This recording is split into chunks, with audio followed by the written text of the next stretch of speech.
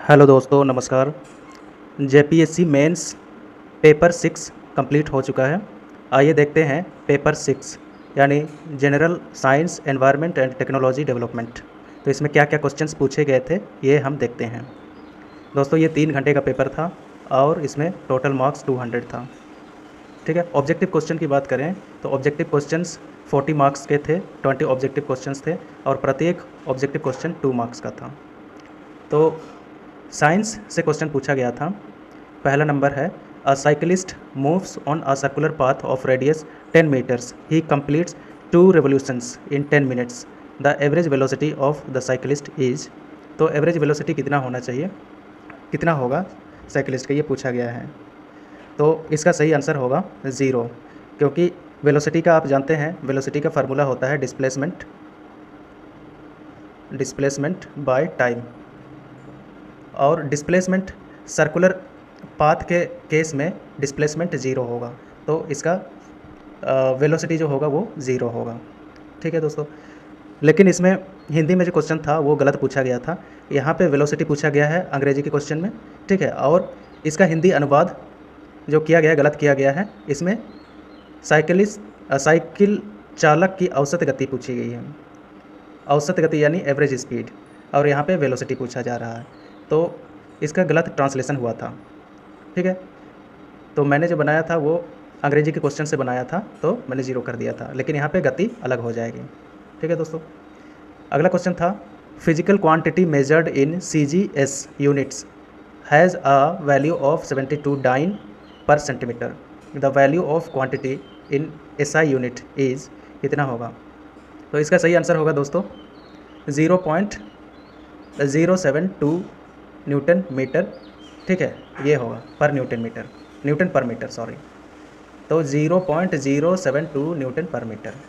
ठीक है, तो इसका सही आंसर ये है। आगे देखते हैं, अगला क्वेश्चन था, if each of the units of mass length and time is doubled then the unit of work will be. इसका सही आंसर होगा दोस्तों 2 टाइम्स यानी डबल। ठीक है, यदि मास लेंथ और टाइम का यूनिट को डबल किया जाए तो वर्क डन का यूनिट भी कितना हो जाएगा, डबल हो जाएगा। अगला क्वेश्चन है, universal gravitational constant G is an example of. इसका सही आंसर होगा डायमेंशनल कांस्टेंट। ठीक है, अगला क्वेश्चन है, gene located on Y chromosomes are called. इनको क्या बोलते हैं, जो Y क्रोमोसोम्स में जो जीन्स लोकेटेड होते हैं उनको बोलते हैं होलैंड्रिक जीन। तो सही आंसर होगा D नंबर। अगला है, mitochondria is the store house of ATP यानी एडेनोसिन ट्राइफॉस्फेट। तो इसका सही आंसर होगा A नंबर। अगला है, पैनक्रियाज सिक्रीट्स। तो पैनक्रियाज से क्या निकलता है, कौन से हार्मोन्स निकलते हैं। तो इसका सही आंसर होगा option number A, that is glucagon and insulin. ठीक है, अगला क्वेश्चन है, स्टेरॉयड हार्मोन्स इज।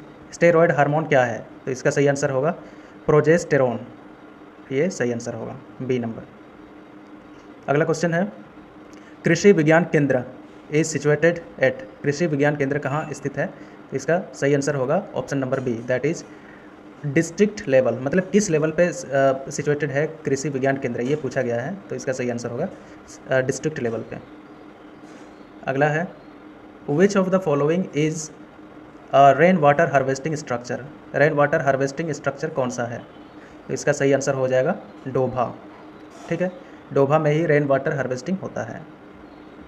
अगला क्वेश्चन है, व्हाट इज़ और are the uses of neem tree. तो नीम ट्री का यूज क्या है, तो नीम ट्री का जो यूज़ है, नीम ट्री का यूज़ टिम्बर के रूप में भी हो सकता है, मेडिसिनल यूज भी है, फर्टिलाइज़र के रूप में भी नीम ट्री का यूज होता है। तो all of these is the correct answer. Next है, in which of the following types of soil lime is generally added to enhance the agricultural productivity. तो इसका सही आंसर होगा एसिडिक सॉइल को ठीक करने के लिए हम लाइम का यूज करते हैं। तो option A is the correct answer. अगला है the air prevention and control of pollution act was passed by government of India. कब पास किया गया था एयर पोल्यूशन एक्ट या air prevention and control of pollution act? तो ये पास हुआ था 1981 में। तो करेक्ट ऑप्शन बी है। नेक्स्ट है ozone hole is present. Ozone hole कहाँ पे स्थित है? तो ozone hole is present above Antarctica. Antarctica के ऊपर ये ओजोन होल प्रेजेंट है। अगला है डिफोरेस्टेशन लीड्स टू। डिफोरेस्टेशन से क्या होता है? तो इसका सही आंसर होगा सॉइल इरोजन और ग्लोबल वार्मिंग, दोनों डिफोरेस्टेशन की वजह ही हैं। मतलब डिफोरेस्टेशन के वजह से ही सॉइल इरोजन और ग्लोबल वार्मिंग की घटनाएं होती हैं। तो option number D will be the correct answer. अगला है energy first enters in an ecosystem through. Energy जो है सबसे पहले किस लेवल पे ये एंटर करती है इकोसिस्टम में? तो इसका सही आंसर होगा option number A, that is autotrophs. Autotrophs में ही एनर्जी लेवल एंटर करती है first time. Autotrophs means which make their own food, जैसे प्लांट्स हो गए, ट्रीज़ हो गए, ठीक है। तो एनर्जी सबसे पहले ऑटोट्रॉफ्स में एंटर करती है, फिर वो धीरे धीरे हर्बीवोरस कार्निवोरस में आती हैं, मतलब इस तरह से ट्रांसफ़र होती है। अगला क्वेश्चन है ट्यूबरकुलोसिस इज कॉज्ड बाय, किससे होता है? तो माइकोबैक्टीरियम से होता है tuberculosis. Option number C is the correct answer. Presently ISRO has launched which moon mission. तो आप सभी को पता है कि ये चंद्रयान 3 है, ठीक है। अगला है INSAT 3DR satellite was launched for. INSAT 3DR satellite किसके लिए लॉन्च किया गया था? इसका पर्पस क्या था? तो इसका पर्पस है डिजास्टर वार्निंग, ठीक। तो option number C is the correct answer. AIDS is caused by RNA virus. तो एड्स जो होता है, एड्स की बीमारी, वो RNA वायरस के वजह से होता है, मतलब RNA वायरस की वजह से होता है, ना कि DNA वायरस के वजह से। तो ये आपके ऑब्जेक्टिव क्वेश्चन थे साइंस एंड एनवायरनमेंट वाले सेक्शन में। और बाकी क्वेश्चन भी आप देखना चाहें तो लॉन्ग टाइप क्वेश्चन में ये सारे क्वेश्चन पूछे गए थे। What are infrasonic and ultrasonic sounds? Name the sources of infrasonic sound in nature and describe the characteristics and applications of ultrasonic sound. तो ये आप जानते हैं कि इंफ्रासोनिक साउंड्स जो होते हैं वो 20 हर्ज यानी 20 हर्ज से कम के जो साउंड्स होते हैं उनको इंफ्रासोनिक बोला जाता है, और अल्ट्रासोनिक उनको बोलते हैं जो 20 हर्ज से ऊपर के जो साउंड्स होते हैं, ठीक है।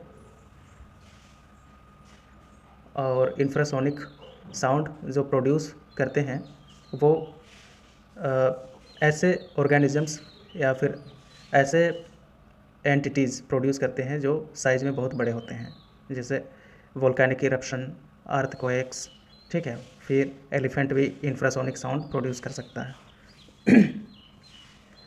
और फिर कैरेक्टरिस्टिक्स की बात करें अल्ट्रासोनिक साउंड्स की, तो अल्ट्रासोनिक साउंड्स की जो फ्रीक्वेंसी होती है वो बहुत ज़्यादा होती है, और इसका जो वेव लेंथ होता है वो बहुत कम होता है, ठीक है। इस वेव लेंथ की जो लंबाई होती है वो बहुत कम होती है, और इसका यूज़ मेडिकल साइंस में किया जाता है, और डीप ओशन माइनिंग वगैरह में भी इसका यूज होता है, डेप्थ वगैरह नापने के लिए।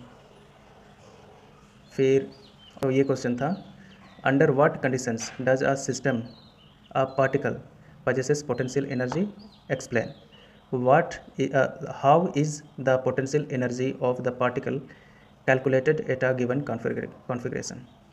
तो इन दोनों में से कोई एक क्वेश्चन आप अटेम्प्ट कर सकते थे।